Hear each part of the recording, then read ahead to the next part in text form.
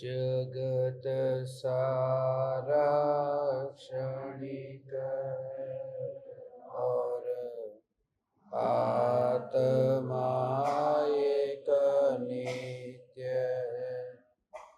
आत्मा का अनुभव बस एकमात्र नित्य है।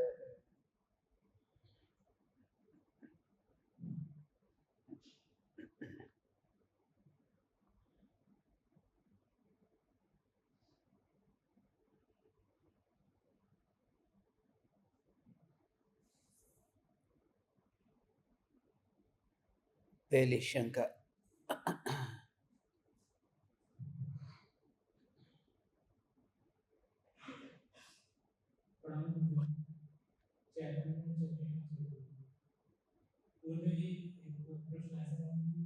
अगर कोई मेरे ऊपर कोई गलत व्यवहार कर रहा है तो उस समय जो उदय काम कर रहा है और श्रद्धा अलग काम कर रही है, इसको एग्जाम्पल लेके चलिए, किसी ने वैसे बहुत गलत व्यवहार किया तो उस समय अगर मैं उस समय उदय कैसे काम करता है, श्रद्धा कैसे काम करती है, इसको थोड़ा समझना है। कैसे बंद होता है, कैसे बंद ना हो।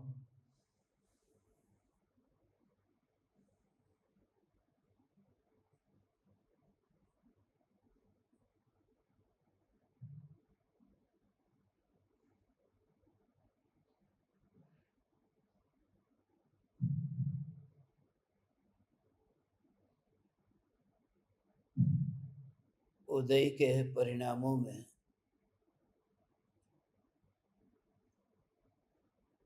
आत्मा की श्रद्धा किस प्रकार से कार्य करती है,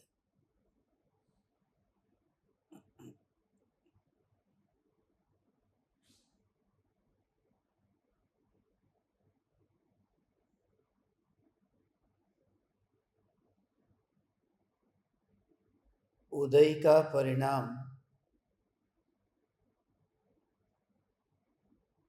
जिसके निमित्त से दूसरे हमारे साथ कैसा व्यवहार करते हैं।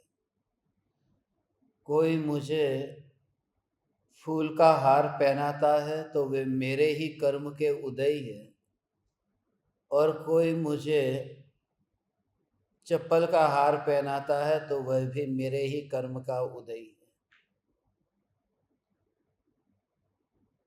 इसके पीछे और कोई कारण नहीं है। रास्ते पर जब अपन चलते हैं, उस चलने की क्रिया के काल में भी सामने से जो गाड़ी आ रही है, उस गाड़ी के ड्राइवर को गाड़ी ठीक तरह से चलाना आता है, वह ठीक तरह से गाड़ी चलाना जानता है और चला रहा है। ये भी अपना भाग्य है। सामने वाले को गाड़ी आती है।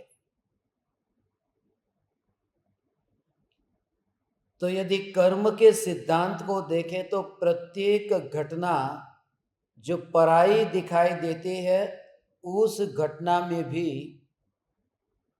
कहीं ना कहीं मेरा ही स्वयं का कर्म का उदय है।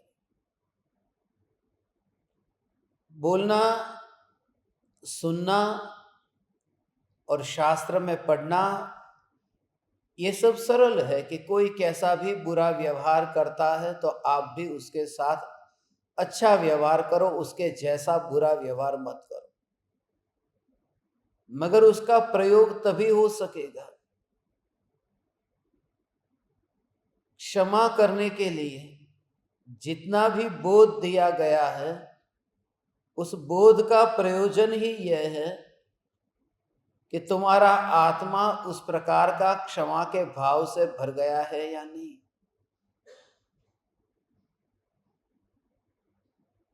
ईसाई के एक ग्रंथ में ऐसा लिखा है कि कोई तुम्हारे साथ में बुरा व्यवहार करता है तो उसे 7 बार क्षमा करो, मगर फिर भी वो तुम्हारे साथ बुरा व्यवहार करता है तो 77 बार उसे क्षमा करो। और फिर भी यदि वो बुरा तुम्हारे साथ व्यवहार करता है तो 777 बार उसे क्षमा करो। मगर फिर किसी ने पूछा कि ये क्षमा करने के बावजूद भी यदि वो फिर भी बुरा व्यवहार करता है, 777 बार तो मैंने क्षमा कर दिया, तो फिर लिखा है तो 7777 बार क्षमा करो। बोले यदि तुम और आगे कहोगे तो हम आगे कहते जाएंगे, मगर उसका मूल प्रयोजन यह है कि तुम क्षमा से इतने भर जाओ कि सामने वाले का क्रोध तुम्हें क्रोध ही न दिखाई दे। तुम्हें एक आत्मा की साधना करने का उत्तम निमित्त मिला है, उसे भी तुम ऐसा स्वीकार करो कि यदि ये घड़ी नहीं आती तो मैं कहां बैठता, कहां होता। व्यापार में ऐसा बहुत बार होता है, परिवारजनों में होता है, रिश्तेदारों में होता है, मित्रों में होता है, जहां अपेक्षाओं की पूर्ति नहीं होती, राग का द्वेष में रूपांतरण होता है। ऐसी स्थिति में कि ये मेरे ही कर्म का फल है, मगर वहां अटकना नहीं है। मेरे ही कर्म का फल है, ऐसा उत्तम योग मिला है, उसे पाप की कैटेगरी में डालना ही नहीं है। ऐसा उत्तम योग मिला है कि उस योग में रह करके मुझे भेद ज्ञान करने का अवसर मिला है, तो यह भी मेरे ही पुण्य का उदय है। इसलिए कृपालु देव जैसे महापुरुष को बीमारी आती है तो वरदान लगती है। हमें थोड़ा सा बुखार आ जाए तो अभिशाप लगता है। तो दूसरे के निमित्त से मेरे साथ में जिस प्रकार का व्यवहार हो रहा है वो मेरे ही कर्म का उदय है।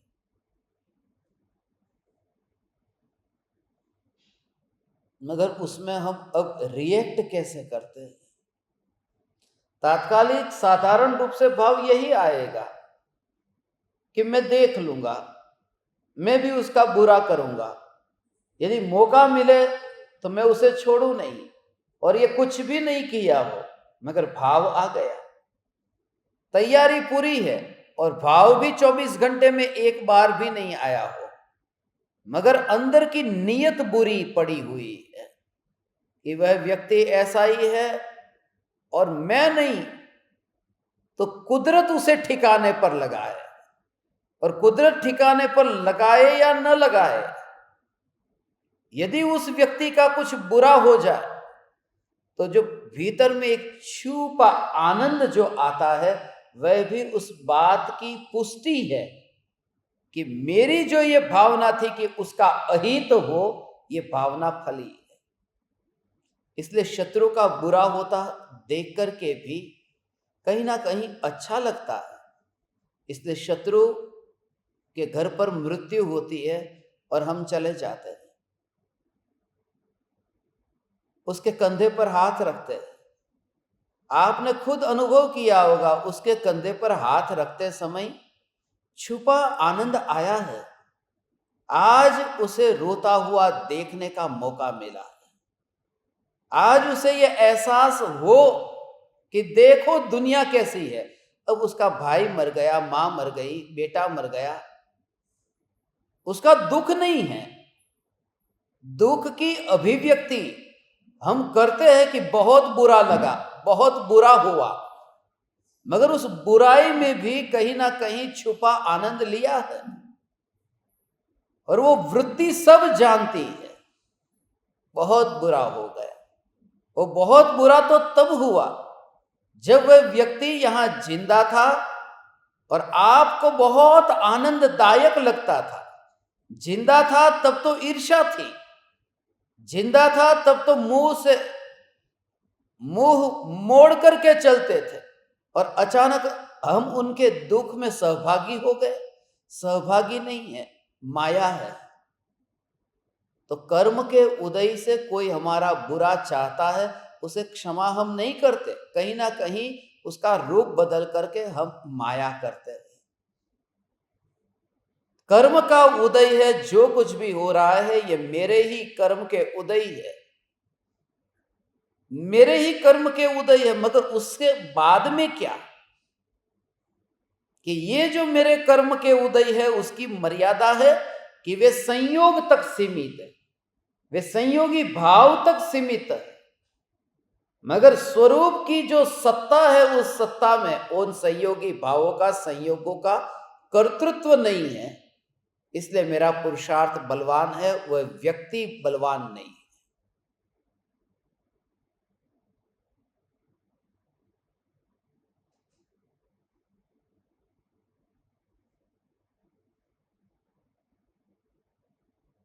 इसलिए तो जैन फकीर रंजाइनी ये कहता था कि हे परमात्मा, जितना हो सके उतना दुख दे। मैं दुख चाहता हूं, सुख नहीं चाहता, दुख दे। कोई मेरे बारे में बुरा बोलता है, मुझे दुख दे, क्योंकि सुख में मैं तुझे अक्सर भूल जाता हूं, दुख में ही तेरी याद आती है। और जितना भी क्षण भंगुरता का बोध होता है वह अनुकूलता में नहीं होता, वह प्रतिकूलता में होता है। प्रतिकूलता में होता है। चेहरा बुरा था और चेहरा अच्छा हो गया, इस वजह से क्षण भंगुरता का बोध नहीं होता। अभी आपका चेहरा कुरूप है, आपने मेकअप हाथ में लिया, दर्पण के सामने आपने मेकअप कर दिया और क्षणिक में बदल गया कि कभी कितना कुरूप था और अभी इतना सुंदर हो गया। मगर यह क्षण भर में कैसा बदल गया, ऐसा क्षणिक का बोध नहीं होता। आज सुंदर चेहरा था और कुरूप हो गया, उसमें क्षणिक का बोध होता है। इसलिए कोई नीलांजना पैदा हो गई और क्षणिक का बोध नहीं हुआ, जिंदा थी और मर गई तो बोध हुआ। वो जो तारा था वो तारा चमक रहा था तब बोध नहीं हुआ, वो गिर गया, टूट गया तब बोध हुआ। आकाश में बादल बने तब क्षणिक का बोध नहीं हुआ, मगर वो बिखर गए तब क्षणिक का बोध हुआ। जितनी भी तीर्थंकरों की कहानियां हम सुनेंगे उन कहानियों में यही मुख्य होगा। यद्यपि दोनों क्षणिक है, कभी बादल नहीं थे और बन गए, वो भी क्षणिक है, और बने थे और बिखर गए, ये भी क्षणिक है। मगर बनकर के बिखरे है उस क्षणिक में बोध होता है, क्योंकि प्रतिकूलता हमें बोध कराती है। इसलिए क्योंकि अनुकूलता में तो तन्मयता है, अनुकूलता में तो रस है, वहां तो याद ही नहीं आती ये बात। इसलिए हे परमात्मा, जितना हो सके उतना तू मुझे दुख देना, और दुख देना वो तैयारी है। इसलिए तो मुनि जंगल में जाते हैं, नहीं तो जरूरत क्या थी जंगल में जाने की। महल में रह करके जहां कोई डिस्टरबेंस नहीं होता, न मक्खी न मच्छर, सर्प बिच्छू तो दूर। तो ऐसे कमरे में रानियों को कहते कि दिन में एक बार दो बार ऐसा भोजन दे देना और कमरा बंद रखना, कोई डिस्टर्ब नहीं करना, मुझे किसी प्रकार का कोई विघ्न, कोई अड़चन नहीं चाहिए, ये कह सकते थे और बस। और वो तो सम्राट थे, कौन डिस्टर्ब करता। और जहां शियाली आके पैर खाती हो, जहां पर जानवर आकर के, जहां सर्दी गर्मी, जहां कांटे कंकड़ खून निकलता हो, और जहां पर धूप, जहां पर सर्दी, जहां पर बरसात, जहां पर सिर पर छत नहीं, ऐसी जानबूझकर ऐसी जगह क्यों चले जाते हैं प्रतिकूलता में। यद्यपि उन्हें प्रतिकूलता नहीं लगती, मगर विचार करोगे तो ऐसा ही है। महल छोड़ करके वन में जाना, जब महल और वन में भेद नहीं था तो फिर महल में ही रहते ने, वन में क्यों गए, भेद था ही नहीं तो। मगर भेद है। प्रतिकूलता स्वरूप की याद दिलाती है, प्रतिकूलता में धर्म का स्मरण होता है, प्रतिकूलता क्षणभंगुरता का बोध कराती है। इसलिए जानबूझ करके वे वन में गए, मित्र को छोड़ करके गए, और वहां पर जाकर के जानवरों की संगति में रहे। तो जहां इतनी प्रतिकूलता, जानबूझ करके, अब जब दिन में एक बार भोजन करना है साधु को तो एक बार भोजन कर लेते। घर में ये भोजन करने के लिए रानियों से कह देते एक बार भोजन देना, भूख लगती है और भूख से रहा नहीं जाता, भोजन करना है। इतनी भूख लगी, रहा नहीं जाता। रहा जाता होता तो फिर आहार के लिए क्यों निकले थे मुनिराज ऋषभ देव 6 महीने के लिए? उन्हें आहार चाहिए था, आहार के लिए निकले थे। भूख लगी थी मगर नहीं मिल रहा था, तो राज्य क्या गलत था? राजा की अवस्था में ही रह लेते और भोजन कर लेते। ये प्रतिकूलताओं में क्यों गए? वह जानबूझ करके प्रतिकूलताओं को चुना है। जब पता है 22 परिशहों को सहन करना है, तो भी वो पहले से पता है। और परिशह का तो पता होता है ना, हमने शिविर में पढ़ा था ना, उपसर्ग और परिशह में अंतर है। उपसर्ग का प्लानिंग नहीं है, परिशह तो पहले से ही प्री प्लान है। पता है सर्दी में इतनी सर्दी होगी, शरीर पर धागा नहीं है, चमड़ी से कुट जाएगी। गर्मी के दिनों में गर्मी होगी, शरीर पर धागा नहीं है, वहां चमड़ी जलेगी। बरसात के दिनों में पानी, बरसात के दिनों में पेड़ के नीचे बैठे तो भी टपकेगा, छाता लेकर निकलते तो भी पानी घुस जाता है। तो ये तो पेड़ है, तरुतल ठाढ़े। अब पेड़ के नीचे वो बैठते, पानी की बूंद तो गिरती ही है।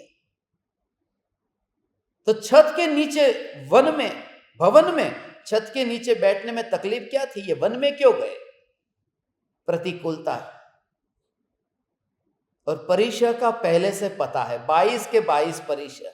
ये पता है कि महल में हूं को यहां पर कांटे नहीं होंगे, और जब मैं यहां से जंगल में जाऊंगा तो कांटे होंगे। तो जानबूझ करके ऐसी जगह पर क्यों गए? वही, उन्हें फर्क नहीं पड़ता, मगर चुनाव ऐसा ही किया। वड़ी विचर तो स्मशान में क्यों गए? कोई बर्थडे पार्टी में चले जाते। जब सब समान है, जन्म और मृत्यु, तो स्मशान में ही क्यों? वियोग में बोध होता है। इसलिए इस बेटे का जन्म हो गया और ज्ञानी को वैराग्य आया। ऐसा कहीं नहीं पढ़ा होगा, मैंने तो नहीं पढ़ा कि जन्म होते ही उनको क्षण भंगुरता का बोध हुआ, मगर मरण होते ही संसार की क्षण भंगुरता को पहचाना। ये कि वियोग है, वो क्षण भंगुरता का बोध और दृढ़ कराता। इसलिए चुनना ऐसी प्रतिकूलताओं को। वो जो शत्रु की कोई विरोधी, कोई आपका बुरा सोचता है, बुरा कहता है, धन्य है वह, उसने वह नहीं होता तो मैं यहां इस स्वरूप में आने के लिए तत्पर भी नहीं होता। उसका आभार मानना, धन्य हो आप कि मुझे भेद ज्ञान करने का यह अवसर दिया है, नहीं तो मैं प्रमादी होकर के बैठता। इसलिए उनको, और आपकी कोई भूल नहीं है, आपकी कोई भूल नहीं है। ओहो। और गुरुदेव की भाषा में कहे तो गुरुदेव के सामने भी बोलने वाले लोग थे, जो गाली दे सकते हैं, जो प्रहार कर सकते हैं, वाणी से भी काया से भी, जो इतने निकृष्ट हीन कृत्य कर सकते हैं, ऐसे व्यक्ति को भी गुरुदेव निकृष्ट न देख करके कहते ये तो परमात्मा है। और जब ये भाव आता ये तो परमात्मा है, ओहो, तब लोग कहते कि कैसी आपकी दशा कि आप ऐसा भाव कि ये भी परमात्मा है। गुरुदेव कहते ये कमजोरी है। दशा तो उसका नाम है कि गाली दे और इतना भी विकल्प न उठे कि वे परमात्मा है। सिर्फ ज्ञान की अनुभूति के अतिरिक्त कुछ ना हो, इतना भी विकल्प कि वे परमात्मा इकाई को गया वहां पर। ज्ञान ही ऐसा प्रति समय अनुभव में आता है, तब उस व्यक्ति का जो असली फल मिला, उसने जो कुछ भी बोला ऐसा अखबार में आता था, मैगजीन में आता था, इतना विरोध करते थे लोग। मगर उसके लिए अभी एक बहुत जरूरी है सत्संग, क्योंकि चारों ओर यदि आपका माहौल ऐसा होगा जो रिमाइंडर भी करेगा, जो याद दिलाएगा, अरे देख उसने तेरे को गाली दे दी। दूसरा कहेगा अरे देखो वो कैसा कैसा तुम्हारे बारे में बोलता है। पत्नी कहेगी वो इतना बोलता है तुम चुप रहते हो। भाई कहता है अब नहीं, बस बहुत सहन किया, तू कितना सहन करेगा। तो ऐसे माहौल में से बाहर निकल जाना और ऐसे माहौल में ही रहना कि धन्य है ये घड़ी, तुझे भेद ज्ञान करने का अवसर मिला। तो बार बार, इसलिए तो सत्संग है। मगर सार इतना है कि प्रतिकूलता का दोनों बाहें फैला करके स्वागत करना। इसलिए तो कृपालु देव बीमारी का स्वागत करते हैं। कहते हैं ना, हम बीमारी का स्वागत करते हैं, बीमारी हमारी गुरु है। गुरु जब घर पर आते हैं तो हम भगाते नहीं हैं, स्वागत करते हैं। और बीमारी हमारी गुरु है, क्योंकि बीमारी हमें सिखाती है कि शरीर तेरा नहीं है। वो गुरु का काम करती है। यदि शरीर तेरा होता तो ये बीमारी को दूर करके दिखा दे, मगर नहीं हो रही है, शरीर शिथिल हो रहा है, तो दृढ़ता आती है कि बीमारी मेरी गुरु बन गई। और दवाई ले ली माने गुरु भग गए, और हम गुरु को नहीं भगाते, हम गुरु का स्वागत करते। इसलिए हम बीमारी का स्वागत करते, इसलिए दवाई नहीं लेते। नहीं तो दवाई देने वाले बहुत मिले, इसलिए हम दवाई नहीं लेते। तो दो बात हो सकती थी, एक तो बीमारी का स्वागत किया, और अज्ञानी कहता है हम भी स्वागत करते हैं, मगर हम डॉक्टर का स्वागत करते हैं, हम डॉक्टर का स्वागत करते हैं, हम दवाई का स्वागत करते हैं, हम इंजेक्शन का स्वागत करते हैं। मगर बीमारी प्रतिकूल है, इंजेक्शन अनुकूल है। प्रतिकूलता में जितना बोध होगा उतना अनुकूलता में नहीं होता है। उसका कारण यह है क्योंकि अनुकूलता के समय उपयोग उसमें तल्लीन हो रहा है, स्पेस ही नहीं है आपके पास में सोचने के लिए। प्रतिकूलता में अब समय मिल गया। दोनों बात है। पत्नी है, पत्नी राग से रची पची रहती है, वो आपको पकड़ के रखती है, आप सत्संग में आते ही नहीं है क्योंकि वहां पकड़ है। और किसी ने गाली दी, आप उसको छोड़ करके आ गए, उसमें तकलीफ नहीं हुई, क्योंकि प्रतिकूलता में वैसे भी अज्ञानी चिपकना नहीं चाहता, तो वहां से छूटेगा तो सत्संग में आएगा। इसलिए प्रतिकूलता में सत्संग का चांस ज्यादा है, अनुकूलता में ऑलरेडी एंगेज है, निकल ही नहीं रहा वहां से। धन्य है वे प्रतिकूलता, वो बोध कराती है, वो याद कराती है, और किसी को कुछ कहना।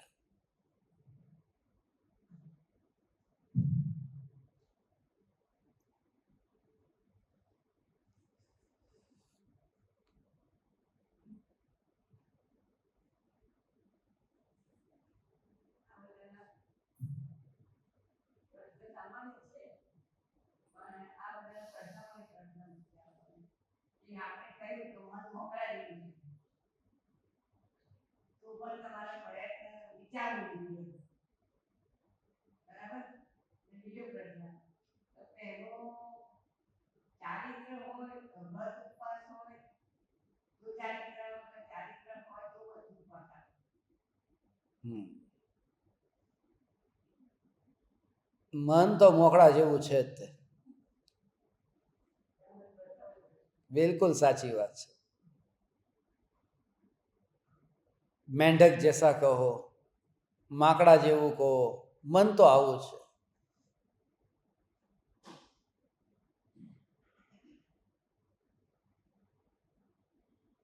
मन का स्वभाव ही अशांत है.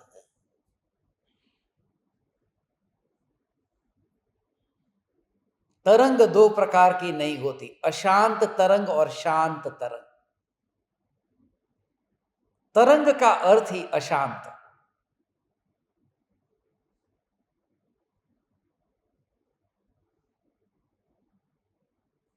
मगर कहते हैं ना, बच्चे तो बच्चे होते हैं, बच्चे तूफान मस्ती करते हैं, बच्चे बच्चे होते हैं. मगर कुछ बच्चे बहुत ज्यादा तूफान मस्ती करते हैं, कुछ बच्चे कम करते हैं. कुछ बच्चे इतनी तूफान मस्ती करते कि मेहमान आए तो 1 घंटे में पता चल जाता है, छुप ही नहीं सकता. कुछ न कुछ तोड़ा फोड़ा, चिल्लाया. और कुछ बच्चे ऐसे होते, वो भी तूफान मस्ती करते, मगर वो छुपी तरह से, मम्मी मेरे को खिलौना दिला देना, मम्मी खिलौना दिला देना. वो मेहमान को पता नहीं चलेगा, मगर वो भी चल तो रहा है. તો જો મન ને એ મોકળા જેવું છે. એનો અર્થ એ છે કે બે ટાઈપના છે માકડા. એક છે એ વધારે ઉછળકૂદ કરતું, एक थोड़ू ओछू उछल-कूद करे छे, एक ज्यादा उछलता है. तो वो जो विकल्प, जो राग का विकल्प है, संसार का विकल्प है, अशुभ विकल्प है, वो बहुत उछल-कूद करता है. और ये भी एक मन ही है. मैं चैतन्य हूं, मैं चैतन्य हूं, मैं चैतन्य हूं. ये शांत बच्चे की तरह है. ये विकल्प थोड़े मंद है. तो एक ही ये उपाय है, उसके बिना निर्विकल्प होंगे ही नहीं. ओहो हो, ये ज्ञान ऐसा करना.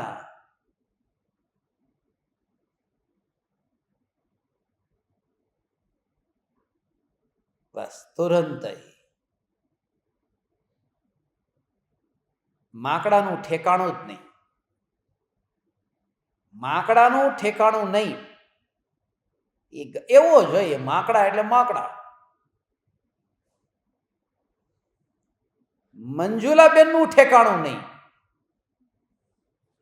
તો કે ના, આમાં કેવું લાગ્યું તમને? મંજુલાબેન એટલે હું અને માકડું એટલે કોઈ માકડું. તો એવી રીતે જ્યારે એમ કે ને મન, તો એમ લાગે હશે કોઈ માકડું. અને જ્ઞાન એટલે હા મારી વાત કરી. જ્ઞાન કહેતા પોતાનું નામ આવવું જોઈએ કે આ હું, મારી વાત આવી. તો મનનો જેટલો પ્રશ્ન તમને થાય એ બધો જ જવા દો માકડાની અંદર, એ પારકાની અંદર જવા દો. મન મારું નથી, મારા નામનું મન છે જ નહીં. એક એક એક સિદ્ધાંત એવો છે ભગવાન. ઓહો હો હો, આવ્યો અંદરમાં સ્વરૂપ કોણ સમજે?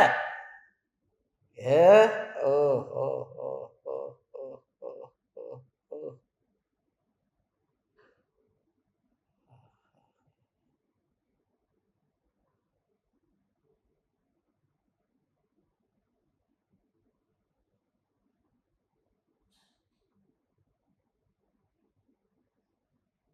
बिल्कुल तत्व विचार जब आप करो, आपके लिए शॉर्टकट की है, सभी के लिए. एक बार मैंने प्राणी संग्रहालय में एक बंदर को देखा है और वहां दर्पण भी था, दर्पण को देखा है. और ऐसी जागृति कि जब मैंने दर्पण को देखा और बंदर वहां उछल कूद कर रहा है, मगर दर्पण ने उस बंदर को अपने अंदर में लिया नहीं, पकड़ा नहीं. दर्पण कैसे पकड़ता? हाथ ही नहीं है. दर्पण बस ऐसे ही, एक है बंदर, ये है दर्पण. तो जैसे ही आपको पता चले कि ये मन कहां कहां दौड़ता है, कभी बेटे के पास, बेटी के पास, कहीं गांव में, कहीं घर में, कहां कहां ये मन भागता है, तो ये उछल कूद करने वाला जो बंदर है, तुरंत ही कि मैं कौन? दर्पण. तो तुरंत नाता टूट जाएगा, नाता टूट जाएगा. फिर उसकी भी शिकायत मैं नहीं करता. और अंदर से इतने निर्लेप भगवान अनुभव करोगे कि फिर ये मन का समाधान क्या? दर्पण कभी किसी विशेषज्ञ के पास में, डॉक्टर के पास में कोई दर्पण गया कि इस बंदर का कुछ इलाज करो ना? ये बंदर बहुत उछल कूद करता है. दर्पण कहीं नहीं जाता, किसी के पास में इलाज पूछने नहीं जाता. उसका होना ऐसे ही जैसे भले कितने भी विकल्प आपको हो, तुरंत इस चाबी को याद रखना कि ज्ञान है, इस ज्ञान में भगवान, वह बंदर वाला जो विकल्प है वो यहां नहीं है. इसलिए उसका इलाज मैं कैसे करूं जहां दर्पण ही दर्पण है, दर्पण ही दर्पण है. उछल कूद दर्पण में नहीं हो रही है, बंदरों में हो रही है. और ये अनंत प्रकार के बंदर है, क्योंकि अनंत विकल्प है. और दर्पण को एक एक ऐसा ही अनुभव करो भगवान, ऐसा ही अनुभव करो कि जैसे ये दर्पण है, उस दर्पण में दो टुकड़े वाला नहीं, खंडित हुआ ऐसा नहीं, एक ही दर्पण को जैसे आपने हाथ से पकड़ा है और उछल कूद करते हुए बंदरों के पास आप गए नहीं, और मात्र स्वच्छता रूप दर्पण में ऐसी एकत्व, ऐसा एकत्व कि यही न्यायक, और जितनी भी 2 3 4 नहीं, इस भव के कहां कहां मन गया था। हीनता का भाव मर जाता है क्योंकि अंदर में ध्रुव का छोर आ गया। जितनी भी वृत्तियों की मलिनता है, स्वभाव है भगवान मन का, तो वह काम ऐसा ही करेगा। इसलिए कहा ने आदिनाथ से, अजितनाथ से, संभवनाथ से, अभिनंदन से, सुमतिनाथ, मन ऐसा ही है। इसलिए मन है तो 24 तीर्थंकर की जरूरत है। मन को 24 भगवान चाहिए। ज्ञान के लिए तो एक न्यायक काफी है, क्योंकि वह साधना है। बस ऐसा ध्रुव चैतन्य अंतर में ज्ञान के लिए एक न्यायक काफी है, क्योंकि उसका आश्रय मिल गया कि ज्ञान निर्विकल्प हो गया, और निर्विकल्प हो फिर दूसरा ये भाव नहीं आता। आदिनाथ के सामने हाथ जोड़ा तो मन में विकल्प खड़ा का खड़ा रहा, तब फिर लगा कि और कौन, कि अजितनाथ। अजितनाथ के सामने गया मगर विकल्प तो यू का यू खड़ा रहा, तो वो विकल्प कहता है और कौन, कि लाव संभवनाथ। मगर ज्ञान ने जब न्यायक, तो विकल्प ही नहीं रहा, निर्विकल्प हुआ, इसलिए दूसरा कोई आया ही नहीं, वो एक अखंड दर्पण। ऐसे संतुष्ट, उसे तृप्त हुआ, ऐसा कहते हैं भगवान। बहुत अच्छी भावना है, मन की फिक्र मत करना। दूसरी बात यह कि चारित्र और व्रत, चारित्र है वह वितराग परिणति है। व्यवहार से व्रत, तप, उपवास, ये सब व्यवहार से चारित्र बोलने में आता है, उसमें एलर्जी इतनी करने की जरूरत नहीं है। बस समझ अंदर में है। वितराग परिणति प्रकट हुए बिना वो क्रिया जो है, उस क्रिया को चारित्र नहीं कहते। अरे वितराग परिणति प्रकट होने के बाद में भी क्रिया वो व्यवहार से ही चारित्र है, असल में चारित्र नहीं है, जड़ की क्रिया।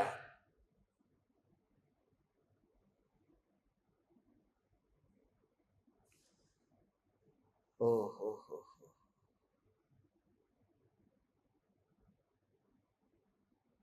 इसका वर्णन करेंगे हैं। ऐसा स्वरूप है भगवान, ये ऐसा स्वरूप है। ज्ञान की पर्याय 111वीं गाथा, 112वीं गाथा, 113वीं गाथा, ये 3 गाथा ऐसी है। इन 3 गाथाओं में आत्मसिद्धि में कहा था ना, 111वीं गाथा में किसका वर्णन था? तीसरे नंबर का सम्यक का, समकित का। 111 में, 112 में वर्णन आया कल वितराग पदवास का।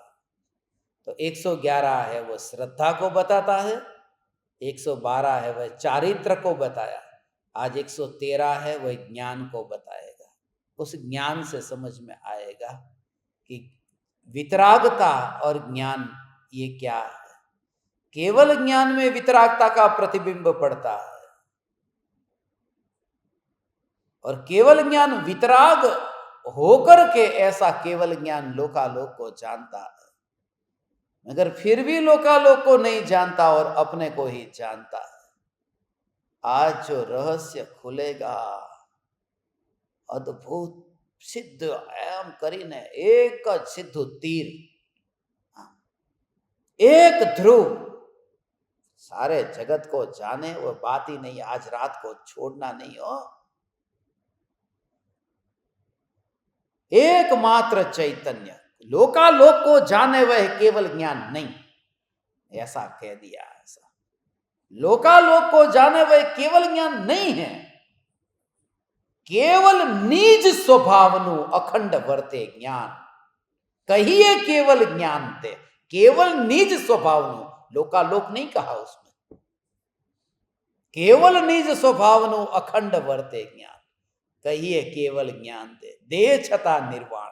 वो केवल निज स्वभाव क्यों, बात तो केवल ज्ञान की कर रहे हो, तो केवल ज्ञान में लोकालोक झलकता है, मगर नहीं, उसका राज आज रात को खुलेगा, तुम तैयारी में रहना। ओ। तुमने नहीं सुना होगा, बैठे हुए खड़े हो जाएंगे, खड़े हैं वो गिर जाएंगे, देखना आज रात को। वो जो केवल ज्ञान का स्वरूप तुमने जो सुना है और आज जो सुनोगे, भगवान कृपालु देव के शब्दों के गहरे भाव, लोकालोक को जानता है, स्वपर को जानता है, सारे जगत को जानता है, वह केवल ज्ञान है। केवल निज स्वभावनु अखंड वर्ते ज्ञान, कहिए केवल ज्ञान ते। रात को लेंगे। बोलो, और किसी को कुछ कहना है तो? हाँ, इधर।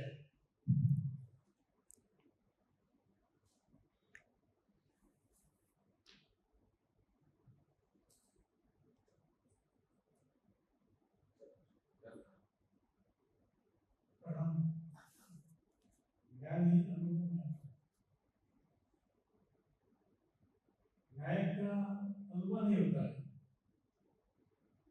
लेकिन वो न्याय का स्वरूप क्या है, उसका अनुभव कैसे?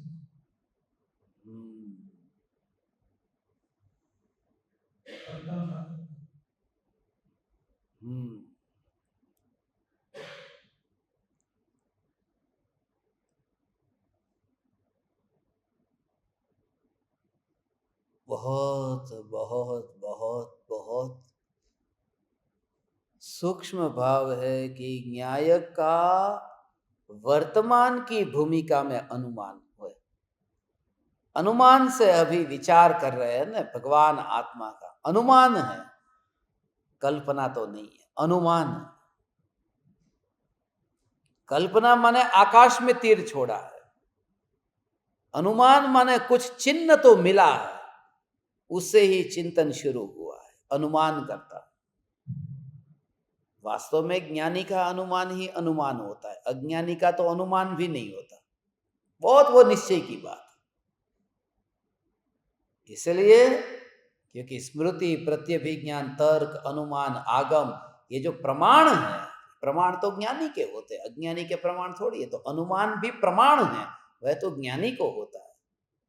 मगर फिर भी ज्ञानियों ने जो अनुमान से जो वस्तु स्वरूप बताया है, उसे अपनी भूमिका में, जैसे मति ज्ञान है वो तो ज्ञानी को है, मगर अज्ञानी को कुमति ज्ञान है ना, तो वो जानना तो ऐसा ही होता है।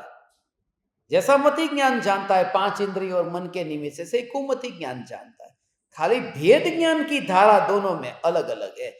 सम्यक दृष्टि को भेद ज्ञान है, मिथ्या दृष्टि को नहीं है। ज्ञान जो अनुमान में अभी विचार करने पर ऐसा एहसास होता है, मगर उसमें पकड़ में नहीं आता है ज्ञान। उसके लिए क्या करें? उसके लिए तो पहले निश्चय करें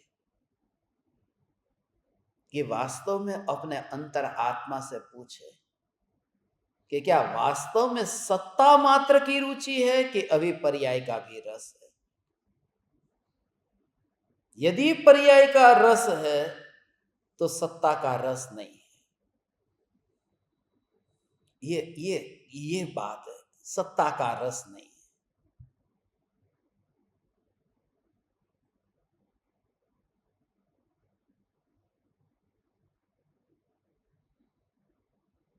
ओहो हो,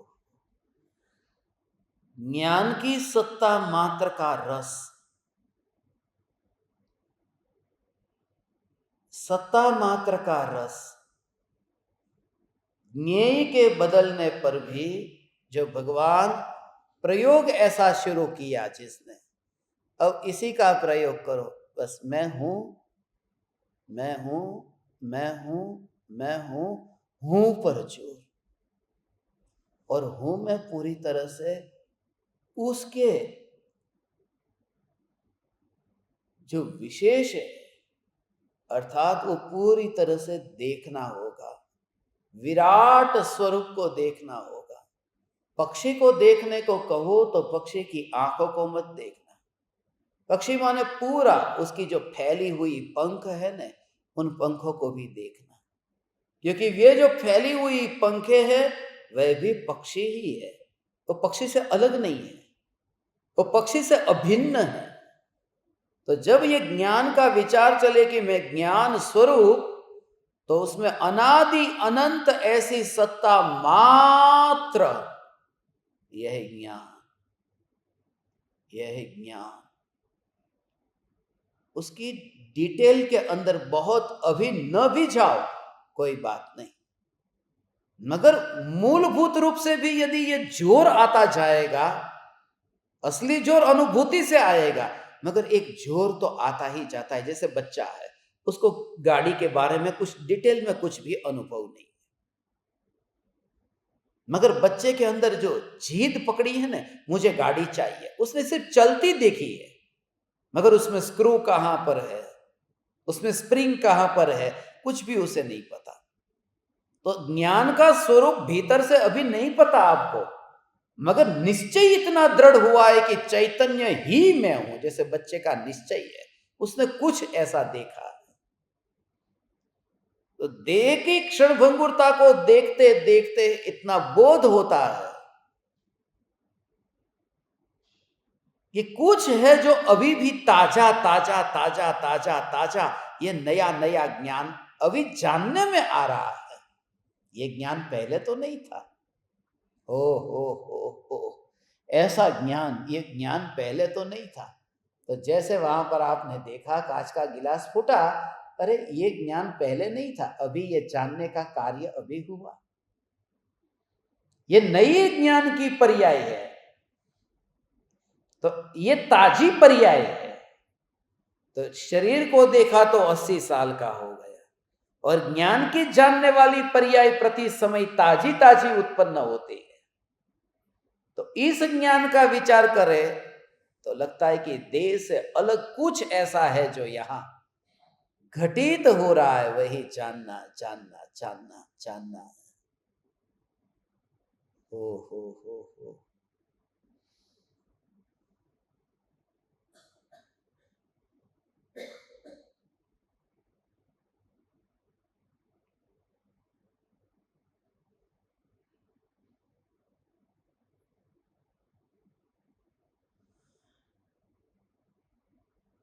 फिर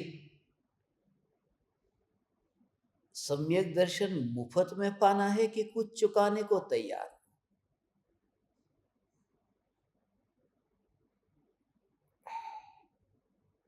बेईमानी से पाना है कि ईमानदारी से? तो ईमानदारी से पाना है और चुकाने को तैयार हो, तो फिर इन परमाणुओं के अब भी बिखर जाए, वह तैयारी कैसी है? हो। जो रामायण में सीता का दृश्य आता है ना, वो अंदर से कितनी भर गई होगी। वो जो दृश्य है, वो दृश्य मुझे आज भी, बस वो जो सीता का दृश्य बहुत भर गया हो। रामायण आपने देखी हो ना, सीता का वो जो दृश्य है,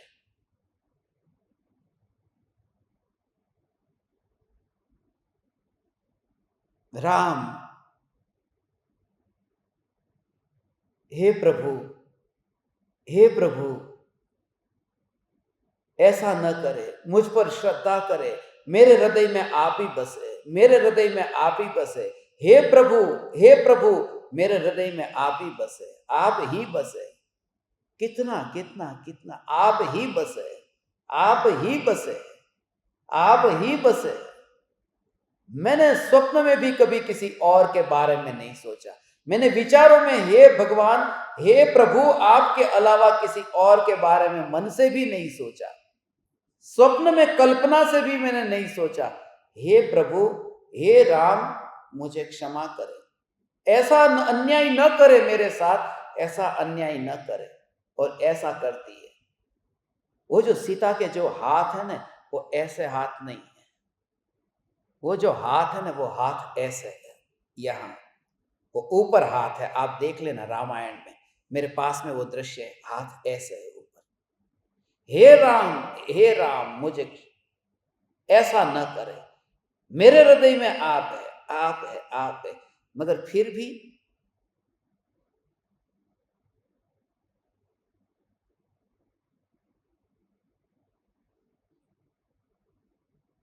राम कहते हैं, सीता तुझे परीक्षा से गुजरना होगा।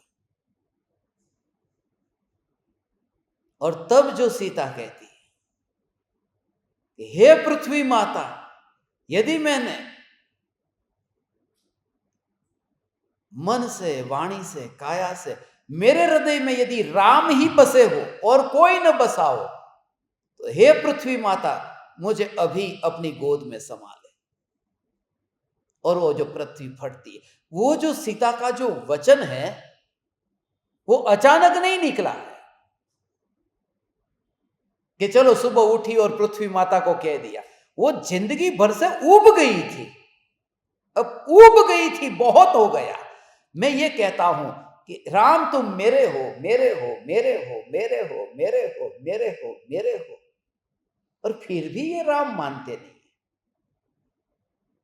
तो बस अब उब गया हूं मैं। अब हे पृथ्वी माता मुझे तो अपनी गोद में समा ले। और पृथ्वी माता आती है, कहती है कि चल बेटा, ये पृथ्वी तेरे योग्य नहीं है, तेरे लायक नहीं है, चल तू अब अपने उस लोक में। ये बात इसलिए कहता हूं कि उम्र हो गई है आपकी, रोज इस शरीर को देखते देखते रहते रहते अब आपको इस देह से ये सोचना है कि इस देह को कहा कि तू मेरा है, तुझे नहलाया, खिलाया, पिलाया, तेरा ध्यान रखा, दवाई दी, पानी दिया, सब कुछ ये तेरे लिए, हे देह तू मेरा है, मेरा है, मेरा है, मगर मानता ही नहीं है, फिर भी तू उल्टा चलता है। तब इतना उब गया, इतना उब गया कि बस, कि अब मैं अंदर में समा जाऊं, अब थक गया हूं। वो जो अंदर में पृथ्वी माता मुझे समा ले, वो जो भाव आया है, वो राम से ऊब पैदा हो गई। इसलिए तो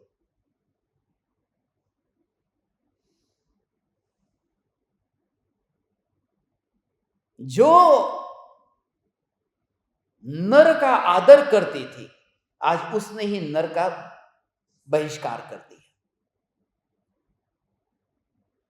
अब कोई नहीं बचा। अब जो सीता राम के लिए 14 वर्ष जा सकती थी, कांटे कंकड़ में रह सकती थी, अशोक वाटिका में राम राम कर सकती थी, अब कहते हैं बस बहुत हो गया राम, अब नहीं। सीता रुको, तुम जा नहीं सकती, सीता रुको, तुम जा नहीं सकती, नहीं तो मैं इस पृथ्वी को नष्ट कर दूंगा। राम चिल्ला रहे, अब सीता सुनती नहीं है, बहुत हो गया। उस दृश्य को देखो रामायण के, राम रोक रहे कि सीता तो मुझे छोड़ के नहीं जा सकती। अब समय बीत गया है और वो उब गई थी। अब पृथ्वी माता मुझे अपने में स्थान दे। तो इस देह को मैंने इतना अपना माना, मगर कुछ ही इसमें अपनापन जैसा रहा नहीं। ये देह ने मेरा माना नहीं, सुना नहीं, पलटता रहा, इन एक परमाणु में मेरा कर्तृत्व नहीं रहा। इसलिए अब उब हुई कि हे चैतन्य पृथ्वी, अब ये चैतन्य पृथ्वी वो राम से उब करके पृथ्वी में समाई थी, हम पृथ्वी से उब करके राम में समा जाते हैं। दोनों में इतना अंतर है।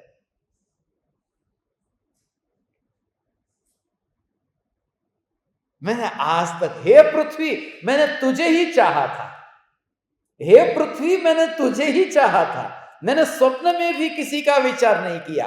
हे देह मैंने तुझे ही प्रेम किया, यदि मैंने तेरे अलावा किसी और को प्रेम किया हो तो हे आत्म राम मुझे अपने में संभाले। और वो संभालेगा, क्योंकि ये तो सच है कि इसको ही प्रेम किया था। मगर उबना बहुत जरूरी है। ओ। और उसमें ही बल आ गया। स्त्री है ना, अबला है, अबला नारी है, मगर अबला भी जब व्रत ले लेती है तो सबला हो जाती है।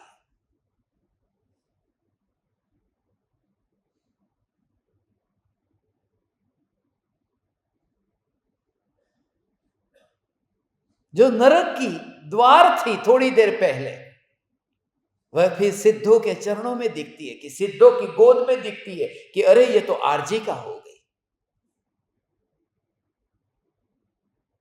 सिद्धों की गोद में, सिद्ध की गोद नहीं होती, मगर ऐसा भी जब मैं कहता हूं, किसी को कहा तो बोले सिद्धों की गोद में, वो आरजी का को, स्त्री को सिद्धों की गोद में। वो सिद्ध पुरुष थोड़ी है, वो तो अब आत्मा है, मगर तेरे दिमाग में सिद्ध कहते वहां भी पुरुष दिखता है। सिद्धों को भी आत्मा कहां देखा, वहां भी पुरुष, पुरुषाकार है, मगर वो पुरुष थोड़ी है। धिक धिक झक की स्वार्थ वृत्ति, क्षणिक के बोध के बिना ज्ञान। इसलिए जो सौगानी जी कहते हैं ना, बस शरीर सम्यक दर्शन होने से पहले क्या भाव था, विकल्प का क्या हो जाए और शरीर क्या क्या हो जाए। विकल्प